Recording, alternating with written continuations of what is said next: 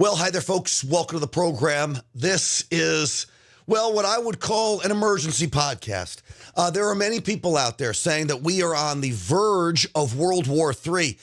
I do not believe that's the case. I certainly believe that Joe Biden's ineptitude, his weakness, put our enemies in a spot where they can now take advantage of the situation, but I don't think we're on the verge of World War III. Here's why. China is pulling the strings for Iran. China doesn't give a rat's ass about Iran. China knows that we could go back, we could hit Iran hard, and China's not going to do anything about it. So while many of my conservative friends are saying that we are on the verge of World War III, I would tell you we're not, mainly because the world economy right now is so fragile. Even our enemies know that we cannot afford, as a world, to go into World War III. Almost across the board, world leaders agree with this. So if we were to hit Iran and hit them hard, and the chances are the United States isn't going to do that. If we were, I don't think you see Russia or China do anything about it. If Israel hits Iran hard, I don't think you see China or Russia do anything about it. Iran was a pawn in all of this, just to create more chaos, weaken the allies, get the bees buzzing. All of this now means that, yes, there's more unrest in the Middle East. Yes, there's more uncertainty, but I'm going to explain in this podcast why I do not believe World War III is on the horizon. So beware of the clickbait that is telling you World War III will be upon us. I don't think that's the case, folks. I really don't. With that, I want to thank Midas Gold Group for sponsoring this program. MidasGoldGroup.com. Now's the time to put your money into precious metals. Look what we're seeing in the Middle East. This is a sure sign to put some money into gold. Midas Gold Group can help you do that. All right, folks, let's get the show started.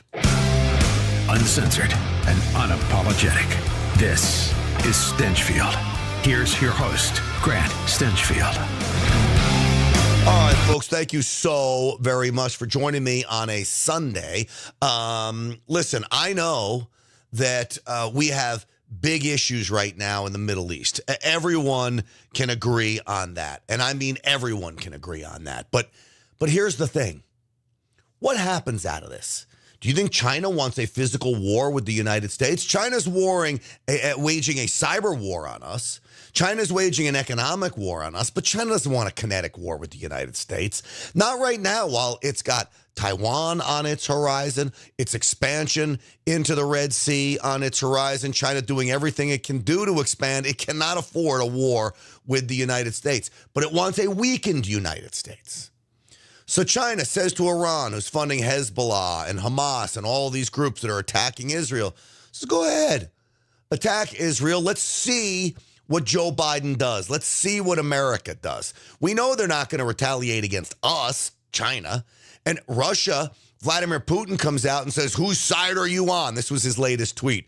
Are you on the side of Russia, China, and Iran? Or are you on the side of, and he basically names the allies. Well, I know what side I'm on. I'm on the side of Israel and the allies. But Vladimir Putin appears to stoke the flames, but he too knows that America isn't going to do anything, not to Russia, not to China. So all of this is bluster. All of it is stoking the propaganda flames just to weaken the United States. This is why I feel very good that World War III is not going to start anytime soon. Now, Joe Biden weakness put us in this position because here's the reality. China and Russia know that under Joe Biden would never strike China or Russia. He's too afraid of what would happen. Joe Biden has made it his mission to appease our enemies, to placate our enemies, even to enrich our enemies. Look at the billions of dollars he sent Iran that enabled Iran to wage this attack on Israel, to fund Hezbollah and Hamas and their attacks on Israel. All of this. Joe Biden, you can thank him for all of it. So under President Trump, this never would have happened. I don't know if you saw President Trump's rally over the weekend, but he started off by what everybody was thinking, at least everybody with any common sense. You got to stand with Israel. This was President Trump. I want to say God bless the people of Israel. They're under attack right now. That's because we show great weakness. This would not happen. The weakness that we've shown is unbelievable, and it would not have happened if we were in office. You know that. They know that. Everybody knows that. But America prays for Israel. We send our absolute support to everyone in harm's way. This is an attack that would not have happened. I mean, to think about what we have to go through and the things we put up with the border, with no energy independence, with all electric cars. Would everybody like to buy an electric car for the rest of your life? But we will return the world to peace through strength, and it'll happen very quickly. I will revive American strength abroad, and we will restore American strength at home. We were respected 4 years ago all over the world. Today, we are considered a joke. It's not going to be for long. Believe me, it's not going to be for long. Thank you, Mr. President. What a sad day in history when America is considered a joke around the world. They're not feared. We aren't feared around the world. And this is, of course, because of Joe Biden. So President Trump at this rally, summed it up when he said this about Joe Biden and his foreign policy. And don't forget, by the way, before I play this clip, President Trump made a brief mention, and then he talked more about it at the rally, but our open borders. We know that there have been terrorists coming across our open borders. So if we strike Iran, and I do believe we need to strike Iran, strike them hard, strike them fast. We don't need to worry about retaliation from China or Russia. We don't need to worry about World War III. Nobody gives a shit about Iran. They don't. It's a shithole country. Nobody cares about them. So what we need to do is put them in check, says you can't do this. Take out their oil refineries, take out some of their shipping ports, maybe their pipelines, take out some critical infrastructure, some government offices. Be done with this, with this rogue regime. Okay? But that's not going to happen. But what happened? We let all these terrorists into this country. That's the main concern that I have, is the open borders and who has come in that could wage war on us. But Trump summed it up like this. They're not wrong. He's done everything wrong. Think of it. We've been in this mess together for 3.5 years. Only a little more than 6 months until that most important day in the history of our country, November 5th. Think of that. But what has he done that's good? Nothing. Has anything that he's done turned out? Everything he touches turns to shit. It's so true. I can't laugh, but it is true. Everything Joe Biden touches turns to shit. And so here we are. Now, the Sunday morning talk shows. What does Joe Biden do? He marches out all of his henchmen. Chief henchman in charge, John Kirby. The mouthpiece when things get rough. Notice Karine Jean-Pierre was nowhere to be found. She can't handle big situations like this. John Kirby can, though. And John Kirby was placating, bobbing and weaving, but not doing what he needs to do, and that is talking tough. Our enemies need to know you cannot tussle with our friends and allies and us. You tussle with Israel, you tussle with the United States of America. John Kirby on Meet the Press. A lot of people watched what happened in the skies over the Middle East overnight, and they are wondering this morning, has this now escalated into a wider war? I don't think there's any reason that it needs to. And but has it? Are we now in the midst of a wider war? The president doesn't believe that it needs to move in that direction whatsoever, Kristen. What Israel demonstrated last night was an incredible ability to defend itself. Just their own military superiority was quite remarkable yesterday. All right, so this gets to my other point of why I believe a lot of this was planned out. China knew that the United States and Israel would shoot down most of the drones that Iran sent up and the missiles. In fact, 99% of them were taken out by the United States and Israel. China and Iran knew it would happen. So now John Kirby can come out and he can claim air superiority on behalf of the allies, Israel and the United States, and they couldn't get anything through and very little damage in Israel. So I guess we don't need to hit them back. This is not a larger war. We were very successful in stopping them from doing anything, but that's not the answer. The answer needs to be, notice, Martha, we stopped all those missiles from coming through.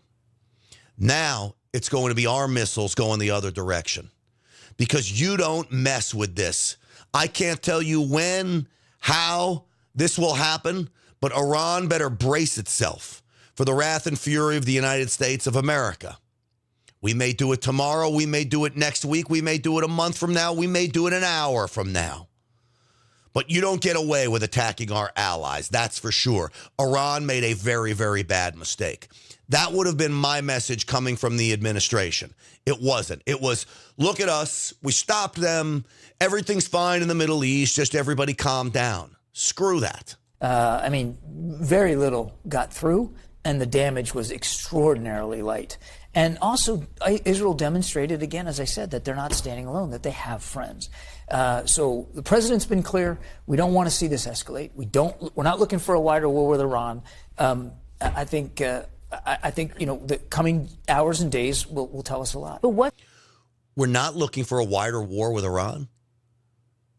The message would be, if that's my henchman, or if I was blessed enough to be the spokesperson for President Trump, a war with Iran. Do you understand that it would take the United States 2.9 seconds to end any war with Iran, and Iran doesn't want to try us? There will be no war with Iran. There will only be devastation if they keep up this nonsense. It's not about a war with Iran. We can take them out very, very quickly. And they better think about what they're doing here, and they better be prepared for retaliation, because you don't get away with attacking our allies like this. Today, we should be taking out their oil refineries, their critical infrastructure, their shipping ports, debilitate Iran today, and teach them a lesson. You don't do this. But again, what is John Kirby doing? He's placating. What's your response to Americans who see those missiles being intercepted in the skies overnight and believe that this has already escalated? I would ask the Americans that saw what happened last night to take heart in terms of the military capability of their forces in the region, how they are defending themselves and defending our interests in the region. And also, I reiterate what I said before. Know that the president is working the diplomatic side of this personally. In fact, today, just a little bit later today, he's going to call the G7 together. He went to the beach and then came back to the White House. The president himself is working things diplomatically. Let me tell you something. The American people don't want Joe Biden working anything. The American people want Joe Biden gone. We need President Trump back in office so we can get these enemies back in check and under control. But this is not the response that I want when our one true ally in the Middle East is attacked. All right, folks, as I mentioned to you, my friends over at Midas Gold Group, I'm going to play more from John Kirby, by the way, and I've got some Republican responses to all of this. But my friends over at Midas Gold Group, listen, they are veteran-owned, okay? They are there for you in times just like this. We don't know what the markets are going to do, okay? Because all of this uncertainty is never good. Inflation is on the rise again. You got a government that is so overreaching. You want safety, you want security, you want privacy. I would offer up, put some money into gold. How much money is right for you? You got to talk to our friends at Midas Gold Group about that. MidasGoldGroup.com, MidasGoldGroup.com, 855-322-GOLD, 855-322-GOLD. So I've had so many viewers, listeners of this program, my radio show, go to Midas Gold Group with great success. From young people just starting out investing in gold to a few of my friends who are very, very wealthy individuals and would only use Midas Gold to hedge their portfolio with gold. So I trust these guys. I know them all personally. I urge you to check them out. 855-322-GOLD, 855-322-GOLD, MidasGoldGroup.com. All right, so what is one of the reasons why we have this problem? Well, we have Joe Biden, who, of course, does not know how to play a tough guy, act a tough guy, or even be believable as a tough guy. This was just before Iran attacked Israel. Mr. President, to Iran in this moment. Don't. Are American personnel and assets at risk, Mr. President? Mr. President, are One more time. Mr. One more President, time. to Iran in this moment. Don't. Are American personnel and assets at risk, Mr. President? Mr. President, are... Don't. That's been his message. This has been the administration's catchphrase. Don't. What do you say to our enemies? Don't. They did. You said don't. Iran said we will, and we did. That means that you have no credibility. They do not fear you, Joe Biden, And this is what makes the entire world a more dangerous place. He came back to the podium, and when he comes back to the podium, his entire staff cringes because you don't know what he's going to say. Are American troops at risk as well? We are devoted to the defense of Israel. We will support Israel. We will help defend Israel, and Iran will not succeed. Thank you very much. What would trigger a direct U.S. response, sir? No answer. What should be a direct U.S. response? Iran will not succeed. We'll support Israel. Well, we're told that he got on a phone call and he told Benjamin Netanyahu, don't do anything. Stand down since we stopped everything from coming across. Very little damage. Don't do anything. Let's work diplomatically. Meanwhile, no movement on the hostages. None. John Kirby went on Face the Nation after he was on Meet the Press. The Mossad announced this morning that Hamas rejected this latest proposal for the release of hostages, saying it proves Yahya Sinwar, the Hamas leader in Gaza, does not want a deal. Does the U.S. share that assessment? Is the diplomacy dead, or is this just another bump in the road? All right. Do you want my answer to this? You heard that question. My answer would be, we are going to tell Israel, and we will help Israel get their hostages back. These people, these terrorists, better make a deal to return the hostages. Otherwise, it's going to get very, very bad for them. In fact, really, really bad. Every day they don't make a deal means more people in Gaza suffer, thanks to the people of Hamas that are cutting off aid, thanks to the terrorists of Hamas that are cutting off aid. Return the hostages now. Considering diplomacy dead, there is a new deal on the table that Director Burns negotiated a week or so ago in Cairo. It is a good deal. It would get dozens of the most at risk, women, elderly, the wounded, out, get us a 6-week ceasefire, so a little bit more calm, and get us an opportunity to get more humanitarian assistance in. They already said they don't have the hostages. There was a deal to return 40 elderly men, children, women, the injured, to Israel. 40 of them. We can't round up 40, they said. I believe most of the hostages are dead. After this attack by Iran, I would tell Israel, feel free to go after Iran, and you obliterate Hamas wherever you have to go in and do it. You smoke them out and you kill them. Hamas leaders need to take that deal, and we're not considering this dead at this point. So that Mossad rejection is not closing the door. We're not considering it a dead letter. Okay. So the leader of Hamas says the deal's dead, and you say, well, we don't consider it dead. This is like a business negotiation. Hey, I want to buy your business. I know you're selling it for $1 million. I'm offering you $500,000. Go pound sand. I'm not selling it for half price. And then me, who's trying to buy it for $500,000, say, I don't think the deal's dead. We still have a deal on the table. The guy just told you to go pound sand. What kind of deal is that? Last Sunday when you were here, you told us that the U.S. expected to have talks with Israel, perhaps as soon as this week, about their plans to go into southern Gaza, into Rafah. When is that happening? Do we have any further details? We think that discussion, first of all, there's been some staff technical level talks, even since you and I last spoke. We expect that larger conversation with our Israeli counterparts to happen in coming days, hopefully this week. Hopefully this week. Hopefully this week. They're useless. They don't talk tough. No one's afraid of them. All they're trying to do is placate. Let's negotiate. Do you not see that with people who claim to be Islamic holy warriors, jihadists, that will sacrifice their lives in the name of their fake, phony God, Allah, because Allah doesn't, the way they believe in Allah is nothing my God believes in, okay? So their fake, phony fraud of Allah, it's not working diplomacy. They only know one thing. The tough hand of the United States military. That has always been what beats these people back. And you hear all the reporters, are American troops in harm's way? Now look, I don't want any American troops injured or killed. But let's be real about this. This is the United States military. You think they signed up not to go to war, not to defend us, not to defend our allies, not to defend freedom, not to fight the terrorists over there before they get here? I'm always concerned about our troops' safety, but listen, that's part of the job. They're big boys, big men and women. They can handle battle. They wouldn't have signed up if they didn't. Now, I don't want unnecessary wars, believe me. I really don't think we need boots on the ground. We live in a different time now. There's no reason we need boots on the ground going into Iran.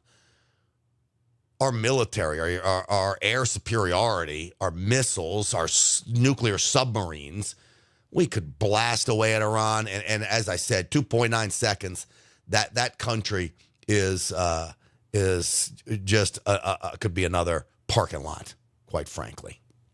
All right. So when I tell you what is amazing about all of this is that here we are with this massive amounts of chaos. We've got a war between Russia and Ukraine. We've got a war between Hamas and now Israel and Iran. And what did Joe Biden say during the campaign? Okay, back in 2020, just before the election. The world has changed because what Trump has done. And the American people, including independents and some Republicans, know how bad he is, know how much he's misrepresented, know how he's getting close to getting us in a war. I said, as the walls close in on this man, I'm worried he's going to get us to war in Iran. Unfortunately, I may have been right. The fact of the matter is there's a lot at stake in this election. Is it not ironic that Russia didn't do anything under President Trump? And isn't it ironic that Iran didn't either?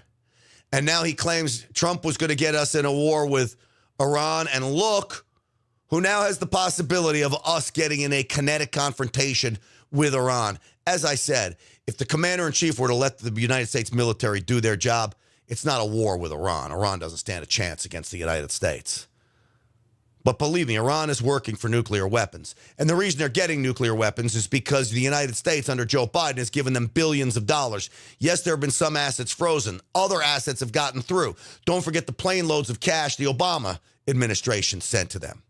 But that didn't stop the very devious Sunday morning hosts from going after Republican lawmakers who made the same claim that I made. Watch this interaction. First off, it should never be allowed to be a nuclear weapon state. This administration gave it $6 billion to release detainees. It has continued hold on, those assets were frozen. Congressman, as you know, those were Iranian funds, and the assets are now frozen. Let me ask you this. This administration permitted Iran to have access to $6 billion that it did not have access to before. But those assets are frozen and haven't made their way to Iran, as you know, Congressman. This administration has continued to fail to recognize that Iran is an adversary. It's an adversary to Israel. It is coordinating Hezbollah, Hamas, the Houthis in Yemen, and attacks on commercial waterways. The administration continues to look the other way and fail to recognize that this is escalating, and they're going to have to step up to the plate. The administration has done what you've said that they should do, which is to warn that there will be countermeasures if Iran continues to escalate. They have not done that. In fact, every corner I've seen, it's talking about, oh, this is not an escalation. We shot down all their missiles and their drones. Don't worry about anything. This Kristen Welker, I think that's who that is she's a propagandist for the Biden administration. Asking you what should be done right now. Donald Trump's former national security advisor John Bolton called on Israel to destroy Iran's nuclear weapons program. Would you support that? Well, first off, Israel shouldn't, and the United States have made it very clear that Iran should never be permitted to become a nuclear weapon state. This administration, however, has been very slow to step up to that declaration. They have instead worked to try to engage Iran and failed to see it as an adversary, as really the malicious force that is destabilizing the Middle East. While Iran was destabilizing the Middle East, they continued to work with Iran, and I think they've emboldened Iran. Well, this administration's failing to say there is a red line. There should be a red line.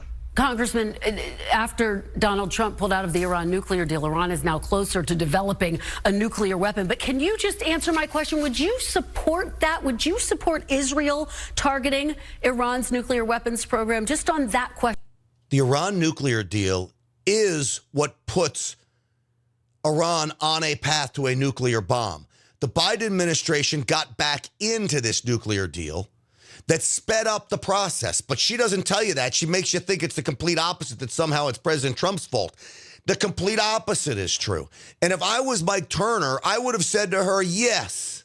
In fact, I believe, and I'd be advocating for us to take out their nuclear facilities right now. In fact, go back to October 8th, October 9th, October 10th, after the attack. It's exactly what I was calling for. Exactly. And yet here we are 6 months later, and nothing has been done. So Representative Mike McCall, congressman from Texas, was also on Face the Nation. Here was his questioning. How concerned are you about the security threats to Americans abroad? And is the U.S. prepared to do an evacuation if needed? Yeah, we're always concerned. We don't want escalation in the region. That would be a threat to our troops and our embassies. As I understand, talking to the State Department, the embassy is in good shape right now in Israel. In Israel. Yeah, and I think the fact of the matter is, as Mr. Kirby mentioned, is 99% of these rockets and drones were shot down. Right. Pretty impressive display of force, showing of force in collaboration with the United States, Jordan, and other allies. And it also showed us Iran's not 10 feet tall. Mm-hmm. So this is all part of what they knew would happen. And it's interesting to hear Republicans talk about it. This is where the uniparty comes in. No escalation, okay? Look at, we shot down all of the drones and missiles. Everything is okay. We're so strong. They're so weak. They couldn't do it. We stopped them. Screw that. You don't throw a punch at me without me throwing a punch back at you. And by the way, if you throw a punch at me, I'm going to come back and throw 3 punches at you. But none of this response is any of that, folks, which is really quite frightening. They want to talk about all this, which is impressive. This is many of those missiles and drones being shot out of the air. Israeli Defense Forces released this.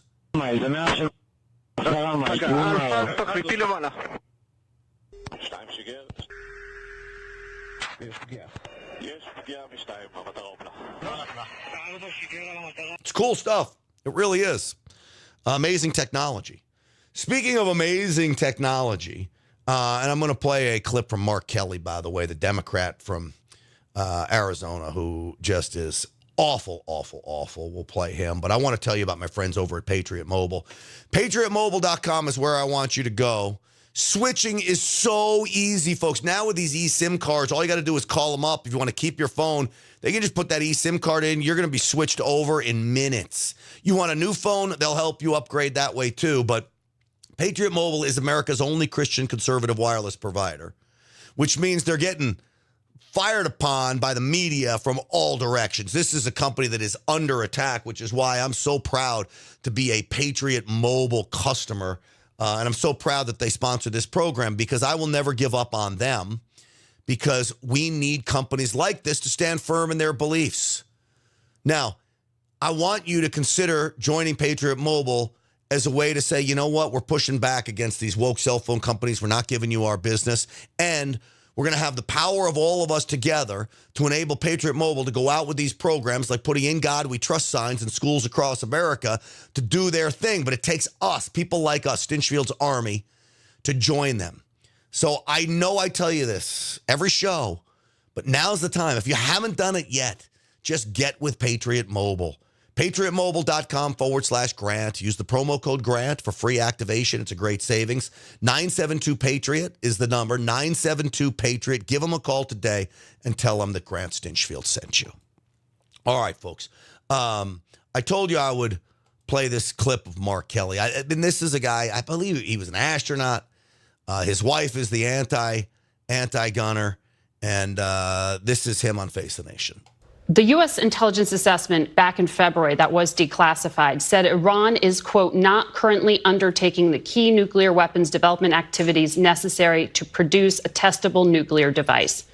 Are you concerned that some of these calls for strikes on Iran by Israel, or for even U.S. participation in them, could that change Iran's calculus? Well, I think it could, and that's why we don't want to see this escalate. You know, last night we supported Israel in their defense very successfully. See all this uniparty messaging? We supported Israel in their defense successfully. We don't want to see it escalate. My message is, it's not going to escalate. We're going to throw a punch. It's going to be over. Over quicker they can blink their eyes. This is a very aggressive act by Iran. They've been, doing this for months now through their proxies, but now directly from Iranian territory. So this is significant. We don't want to see this escalate into a wider conflict. At the same time, I am constantly looking at the Iranian nuclear weapon capability. They could get pretty close pretty fast if they chose to do that. But they have not, as yet, decided to make that political decision. That is our intelligence community's analysis of this. No, it is not. Iran is working feverishly for a nuclear bomb. Wake up. That's covering for Joe Biden because they're now closer and closer to a nuclear weapon than they were under President Trump. So they say this nonsense that, they're abiding by this agreement. No, they're not. Oh, it's so frustrating. All of this puts, I got my almost soon to be 15-year-old son down the hall from the studio. I'm worried about him. I'm worried about his safety. I'm worried about his security. I'm worried about all of you, your safety and security. These open borders, the biggest fear that I have is we attack Iran, which we should, as I mentioned, but they activate some of these people. This is why, folks, I want your eyes peeled, head on a swivel, and if you're trained to use a firearm and you're lawfully allowed to carry one in public, I want you doing it. We are our own line of protection now, folks. With all of the illegals, with all of the terrorists that have made their way into this country, we know through the southern border, we are our own line of personal defense. All of us together, we gotta come together to protect each other through all of this. So let's do it, okay? Again, just to recap, I don't think World War III is on the horizon. I don't think any of these countries, not Russia, not China, not Europe, not in the Middle East. Nobody respects Iran. As I said, it's a shithole country. Nobody cares about it. They're not going to fight, lose lives over it, create chaos over it, economic disaster over it. It's not going to happen. So World War III is not going to start. But a lot of this nonsense is, and there's going to be a lot of this going back and forth until we get President Trump back in office to put our enemies in check, slap them down when they rise up, and then guess what? That's called peace through strength. And then once again, we have calmness in that region. I cannot wait for that to happen. Here's a story for you. My son's high school sent home a Biden-Harris 2024 shirt. And the assignment was you've got to wear this shirt out and then chart what people's reactions are to your Biden-Harris 2024 shirt. So my son puts the shirt on. He gets kicked. He gets spit on. He gets punched. He gets cursed at. And that was before he left the house. That was before he left the house. Oh, that's my joke of the day. We need a little levity.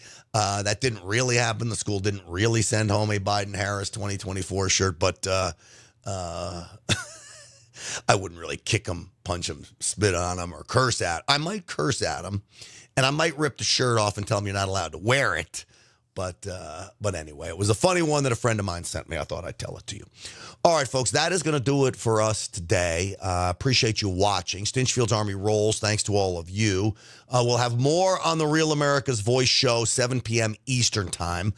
Thank you so much for watching, folks. God bless every one of you. Be safe.